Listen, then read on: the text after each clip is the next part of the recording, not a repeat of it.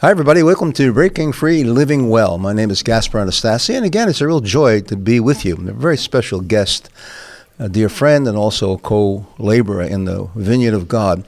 Her name is Melissa. She is not only the Administrative Program Director of New Life Dream Center, she's also a pastor on Order Life staff. Melissa, how are you? I'm doing very well, thank you. It's always good to have you. You know, we go back a long way now. We do. Yeah, we want to talk about this child within. You know, I wrote a book called Keys to Your Emotional Freedom, The Child Within. I hope that you, as a viewing audience, have a copy of that. And if not, it'll be on the bottom of the screen how to get one. And I really think it's going to really help you, because a lot of times we don't think about our, being raised by our parents and the things that we went through. We kind of, go past that, and we just think our problems are just today. Mm-hmm. Now, they could actually be part of today, but certainly there's some roots to it. And we always talk about roots, And if you can get to the roots, you can get to the fruit, right? That's right. And so we want to talk about that a little bit. But the child within is a big deal because all of us were children at one time. In fact, the scripture says this in 1 Corinthians chapter 13, verse 11. It says, "When I was a child, I spoke as a child, I understood as a child, I thought as a child. But when I became a man, I put away childish things." It's amazing, and we were just talking about this, how people act like children. Yes. And you're over the New Life Dream Center for Women, and you were just saying that that they act like children. Well, we probably do too at times, but there is a time of healing and a time of growing up. So when it came to Breaking Free, Living Well, which every student, by the way, goes through the inner healing part of Breaking Free, Living Well, and then also the coaching part. And it's open to you as a viewing audience to come as well. Again, the number for the Breaking Free Wellness Center is right on your screen. You give us a call. There's always somebody to answer your questions, and it will really be a blessing and a help to you. So, talking about that, though, for you, you're a student of the program. Yeah. And share a little bit about how you got into the program and then what happened emotionally to you. Well, for me, when I came to the program, I was incarcerated. I had struggled with addiction for over 15 years. It led me in and out of jail a lot of times.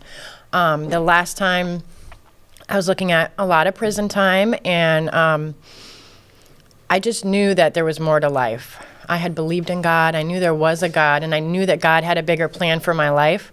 I just didn't know how to go about it, and I didn't know what steps to take. But God knew, and He put somebody in my path that told me about the New Life Dream Center. Yeah. And again, I didn't think it was an option. We were facing 3 years minimum mandatory. Horrible. Yeah. Horrible. So the fact that we were able to come was just a complete miracle. And God, that's where it began, where He really started working on my life. How did you find out about God? You said you knew a little bit about God when you were a child, or growing up anyway. So well, my grandfather took me to church. Grandfather. My Okay. grandfather did when I was very, very little. I was probably 7, 8 years old. And I was the only one that went. My sister didn't go. My parents don't believe in God. Still working on them. Not yet, anyways. So it was just me, So there was always that seed planted in my heart that there was something bigger than me out there. I just didn't understand. So when he passed away, obviously I didn't continue to go to church because I was very little and nobody else in my family believed. So it wasn't until I was an adult. My husband was doing construction, and the owner of the company was a pastor at a church. Oh, wow. And the name of the church was New Life Family Worship. Isn't that funny? So it was during one of the times where we were doing well in life. So he was doing construction, and I started working as the secretary at their church.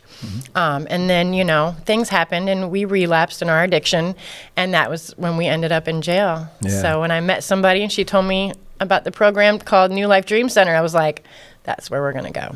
It was so funny. Your blessing became our blessing because now we have you and your husband on staff, and it's really a real blessing for us as well.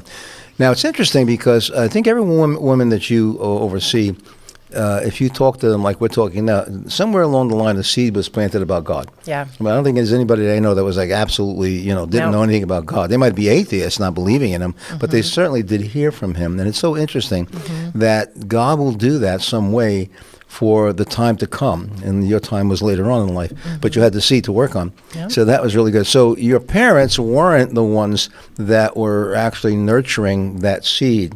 The complete opposite. Yeah, they were the opposite. Yeah. And of course, we're not blaming them because we're not throwing them under the bus because they didn't have anything in their life.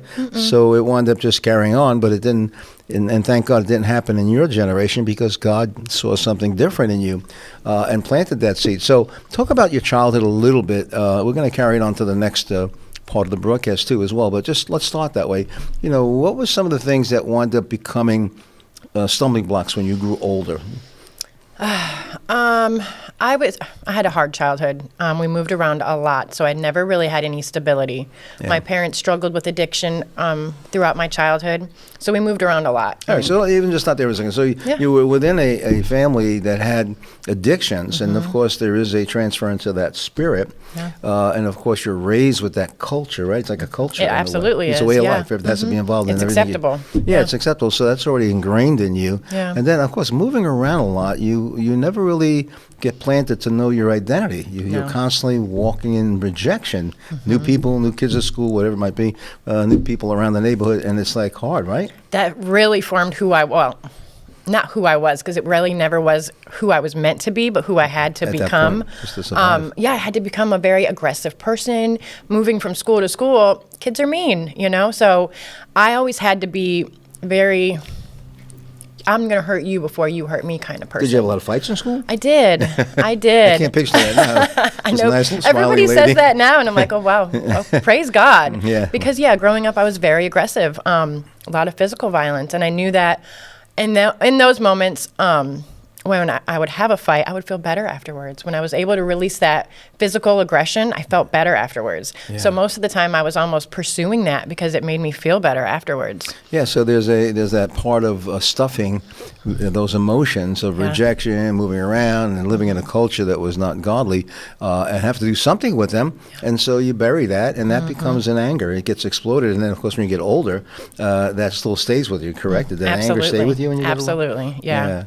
So that's so important, because if you deny that, like a lot of times people want to deny their past, and as long as you deny it or you bury it or hide it, you're never going to be able to allow God to deal with it. And that's really what he wants to do. And that's what the inner healing did, correct? Absolutely. So when you went through the Stop Hurting, Start Healing, that was part of what happened. It was a major part of it. Yes. So we're going to talk about that in our next segment, maybe get a little deeper in exactly what were the areas that you dealt with, or maybe even some more things that actually got carried over for you when you grew up and became a child. Now you became a woman, but still acting like a child. It's typical of what happens to all of us. I can say that about myself. So you're watching, and we thank God for that.